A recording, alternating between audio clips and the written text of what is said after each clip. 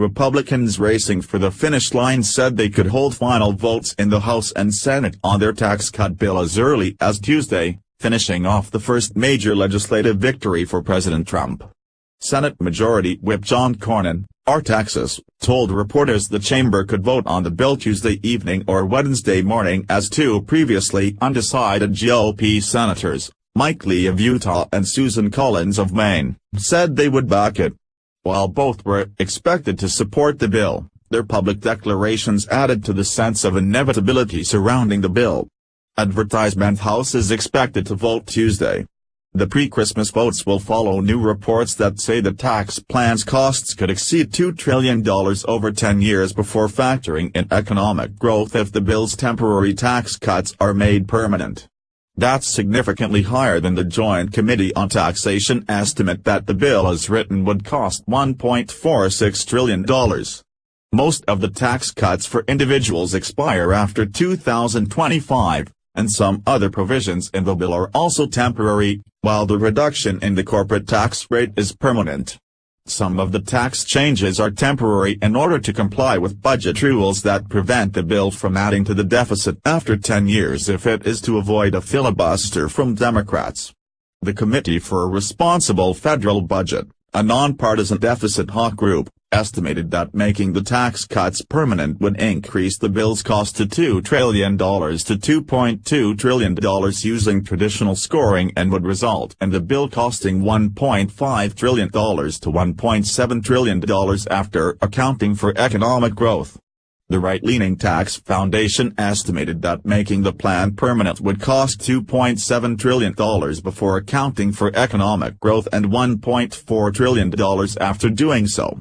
House Ways and Means Committee Chairman Kevin Brady, Texas, pointed out that the Tax Foundation also indicated that the tax bill would boost economic growth, and was optimistic that the legislation would be successful in strengthening the economy and the U.S. business climate.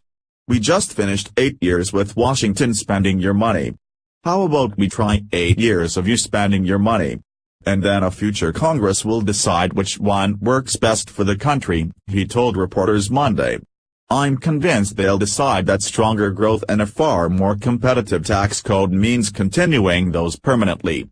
When the House passed its version of the tax bill last month in a 227-205 tally, only 13 Republicans voted against it, mostly due to concerns about its curbs to the state and local tax, SALT, deduction. The House-passed bill would have eliminated the deductions for state and local income and sales taxes and capped the property tax deduction at $10,000. The final bill is more generous, capping the total amount of state and local tax deductions households can take at $10,000 in a year but allowing them to deduct their property taxes as well as either their income or sales taxes. Even with that change, some GOP lawmakers in high-tax states who voted against the House bill have said they plan to vote against the bill. The overall impact of changes to the SALT deduction will accelerate the trend of hard-working individuals and businesses already leaving our state, further eroding New York's tax base, Representative John Faso, RN.Y, said in a statement Monday. "Due to pressure of several members like me, bill was improved, but not enough for a significant hash of my constituents," said Representative Dana Rohrabacher, California, on Twitter. One lawmaker who will be in the spotlight Tuesday is Representative Rodney Frelinghuysen, RN.J, chairman of the House Appropriations Committee. Chairmen of big committees generally vote with their party on major legislation, but Frelinghuysen, who is in a competitive district, voted against the House bill last month due to SALT deduction concerns. That drew a backlash from conservatives, some of whom think he should be replaced as chairman. The Senate could see every Republican member in attendance vote for the bill. Senator Jeff Flake, Arizona, is the only Republican who, as of Monday evening, has not said how he would vote. Flake voted for the Senate bill earlier this month. Senator John McCain, Arizona, will miss the vote because he will be in Arizona receiving medical treatment. Senator Thad Cochran, Miss, also missed votes last week due to health issues but is expected to be in attendance for the tax vote. Senator Bob Corker, Tennessee, voted against the earlier Senate bill, but says he will back the conference report.